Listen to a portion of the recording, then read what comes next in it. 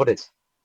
বাঘে অ্যাক্সিডেন্ট কামড়ে কারুর ঘাড়কে কামড়ে দিয়েছে, কারুর দেখা যাচ্ছে মাথায় কামড়েছে, কারুর পেটে নখ দিয়ে চালা করে দিয়েছে।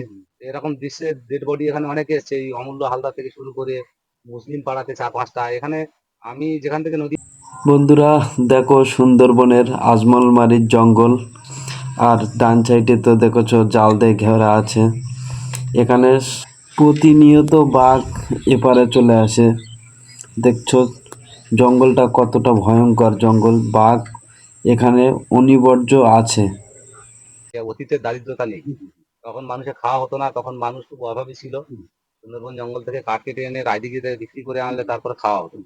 তো তৎকালীন সময় আমি জেনে পাইছি না হলে 10-12 জন অ্যাক্সিডেন্টে মারা গেছে। তার মধ্যে এই 25 বছরের মধ্যে আমাদের এইখান থেকে আপাতত 30 থেকে 35 জন লোক মারা গেছে। তাদের কাকড়াথর থেকে কেউ কেউ মারা গেছে এখানেই, ধরে নিন 8-10টা। কিন্তু এর আগে বেশিরভাগ কাঠের নৌকায় গিয়ে ওই কাঠ কাটতে গিয়ে অ্যাক্সিডেন্টটা হয়েছে।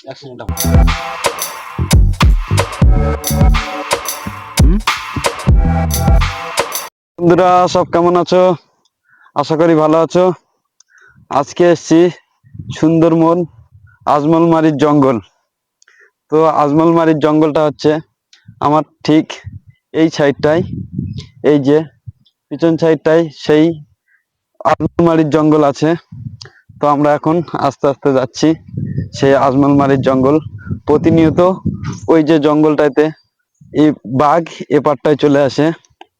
আর এদিকটায় দেখছো যে পুরো নদীর পাড়টা এইরকম পুরো সিমেন্ট বালি দিয়ে প্লাস্টার করা আছে, যাতে কোনো দুর্ঘটনা না ঘটে, সেই জন্য দেওয়া আছে।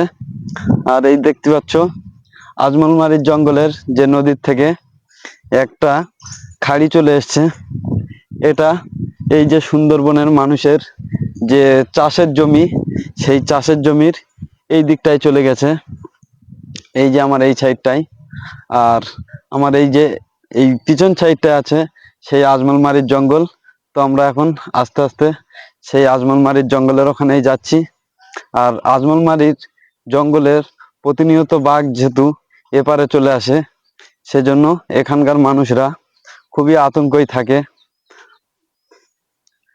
তো চলো আমরা এখন নদীর পাড় দিয়ে হেঁটে হেঁটে যাচ্ছি, দেখছো। আর এই যে যে জঙ্গলের যে গাছ হয়ে থাকে সেই গাছ, এই গাছগুলো কি গাছ বলে আমার অতটা ঠিক মনে নেই। আর এই যে গাছে খুবই সুন্দর সুন্দর ফল হয়ে আছে। তো এই ফল এখানকার মানুষরা মানে এই ফলটা বাজারে তুললে কিছুটা বিক্রি হয়। আর এই যে একটা ছোটখাটি খাড়ি আছে, এই খাড়ি থেকে অনেকই জেলে ভাইরা মাছ টাছ ধরে, দেখতে পাচ্ছ। আর আজমলমারির যে মেন জঙ্গলটা আছে আমার এই সামনের দিকটা, আমরা আস্তে আস্তে যাচ্ছি। তো চলো বন্ধুরা, আর ভিডিওটা কেমন লাগে কমেন্টে জানাবে, আশা করি খুবই ভালো লাগবে।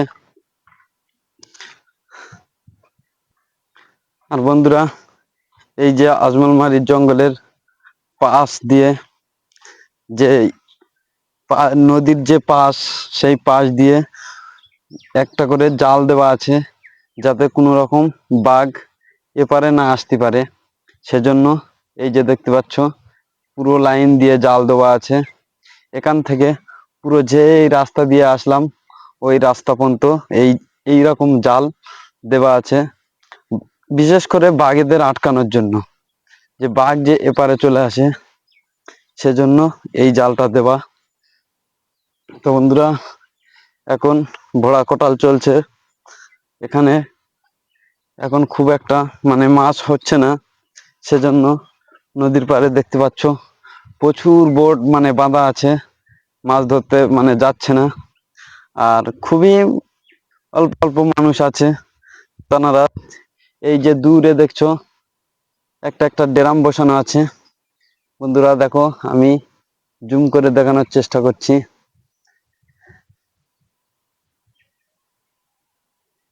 এই যে ড্রামগুলো বসানো আছে, এই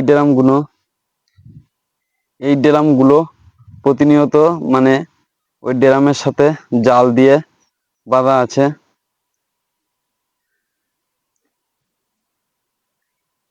আর এই যে আমার এই পিছন দিকে আজমলমারির জঙ্গল, সেই যে ভয়ঙ্কর জঙ্গল, সেই জঙ্গলটা এই যে আছে। এই যে জঙ্গলটা প্রতিনিয়ত বাঘ এপারে চলে আসে। আর বন্ধুরা দেখছো যে জঙ্গলের এক একটা মানে জঙ্গলের ভিতর দিয়ে এক একটা খাঁড়ি চলে এসছে। আমি তো বন্ধুরা দেখছো এই যে আমার পিছনটাতে ওই পারে তো জঙ্গল আছে, আর এই পিছনটাতে ওই জঙ্গলের কিছু গাছ এই পাটটায় এসছে। এখানে একটা ছোট দ্বীপ তৈরি হয়ে গেছে, দেখতে পাচ্ছ। চতুর্দিকে জঙ্গল, কোনো দিক ফাঁকা নেই, যেদিকে যাবে জঙ্গল আর জঙ্গল। আর ছোট ছোট নৌকা করে আছে চতুর্দিকে। এখানে অধিকাংশ মানুষ নৌকা নিয়ে মাছ ধরতে যায়। বন্ধুরা আমি যে পাড় দিয়ে যাচ্ছি সেই পাড়, এই যে এদিকে একটা পাড় আছে, এদিকে একটা পাড় আছে। এটা আজমলমারির জঙ্গলের পাহাড়। আর এদিকটা হচ্ছে যে গ্রাম আছে, সেই গ্রামের পাহাড়। দেখো এদিকে এক জাল দেওয়া আছে, আমার এ সাইডটায়ও জাল দেওয়া আছে।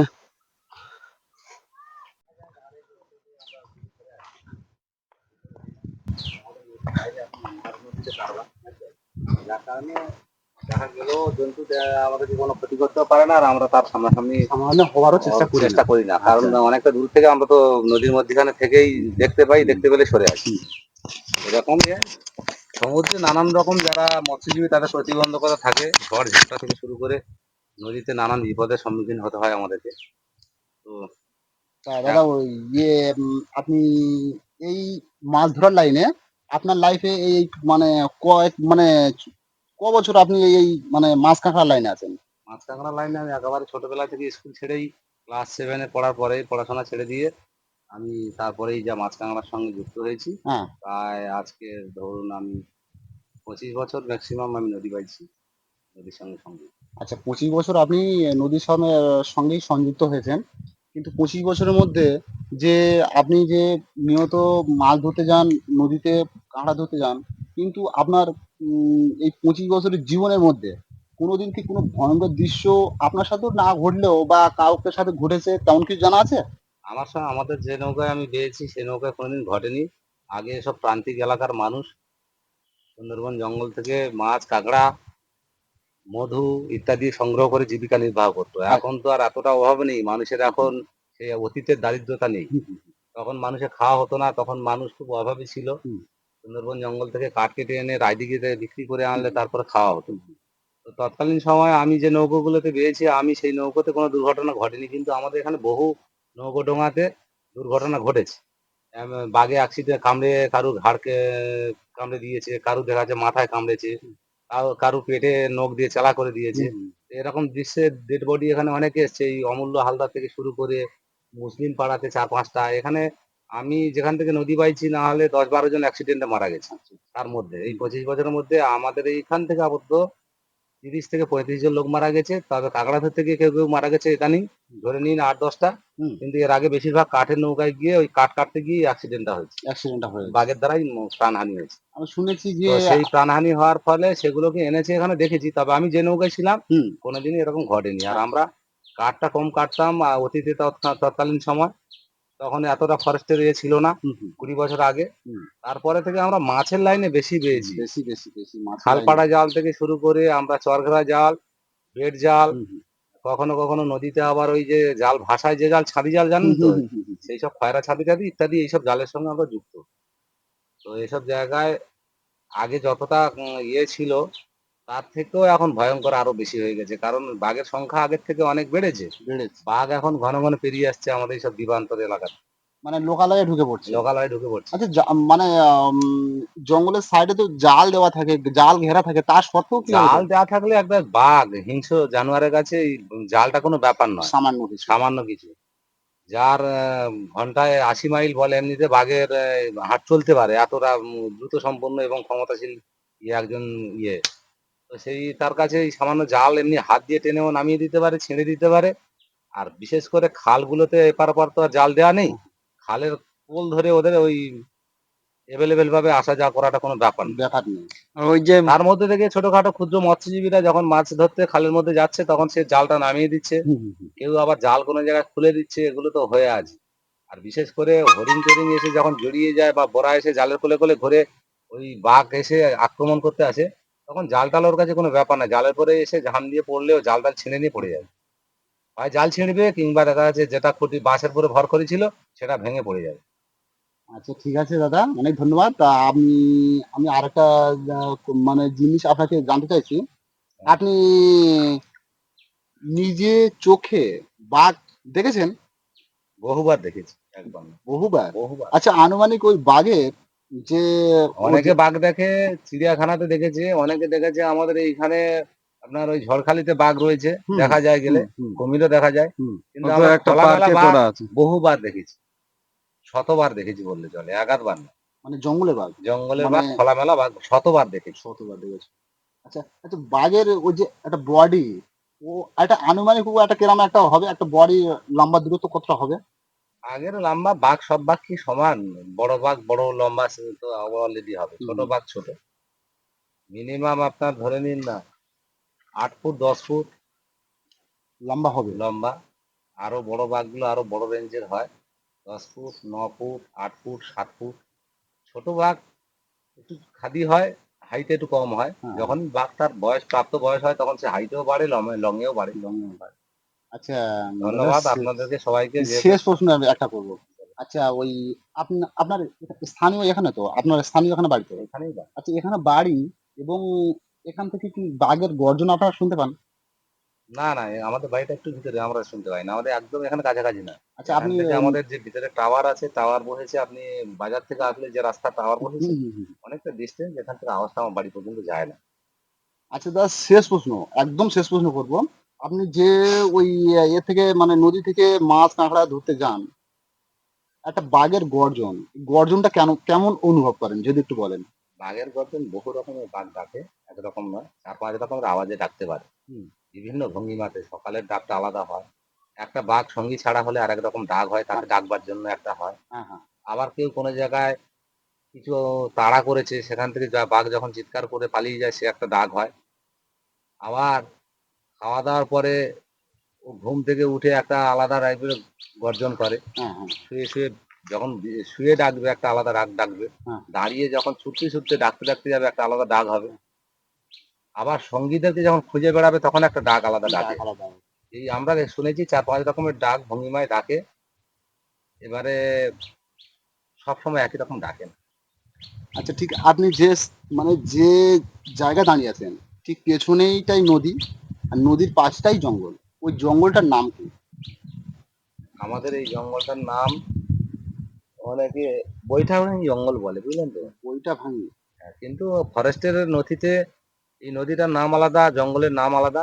এখানকার আর আমরা সবাই যেটা ঠাকুর থান ওটা বলা হয় বেনিফেলি সিঁদুর কৌটো ওদিকটা, হুম, কিন্তু হুম। আমাদের এটা বৈঠাগনি জঙ্গল বলে সবাই বলে। আর এর নামটাও আমরা সরকারিভাবে জানতেও চাইনি কি নাম আছে, তা আমাদের ডাক নামের সঙ্গে মিলবে না। কারণ জেলে বাউলেরা বিভিন্ন জায়গার নাম বিভিন্ন হুম, রকম হুম, দিয়ে রাখে। হুম, যে খালে কাঁকড়া হয় সেটা কাঁকড়ার জন্য একটা নাম হয়, যে খালটা সে বায় একটা কোনো ব্যক্তি হুম, কন্টিনিউ তার নামেই হুম, ডাকা হয়। যেটা দ্বীপের খাল কি এটা অমুকের খাল হুম। এরকম একটা নাম দিয়ে ডাকা হয়। সরকারি নথি আমরাও দেখিনি কোনোদিন যে তাতে কি নাম আছে। ধন্যবাদ। কিন্তু আপনার তো বন্ধুরা, আজকের ভিডিও এই পর্যন্ত সমাপ্ত করলাম। আশা করি ভিডিওটা খুবই ভালো লাগবে। আর যদি ভিডিওটা ভালো লেগে থাকে তো চ্যানেলটা সাবস্ক্রাইব করে দেবেন, ভিডিওটায় একটা লাইক দেবেন। পরবর্তী ভিডিও যাতে আমার বানাতে খুবই মোটিভেট হয়।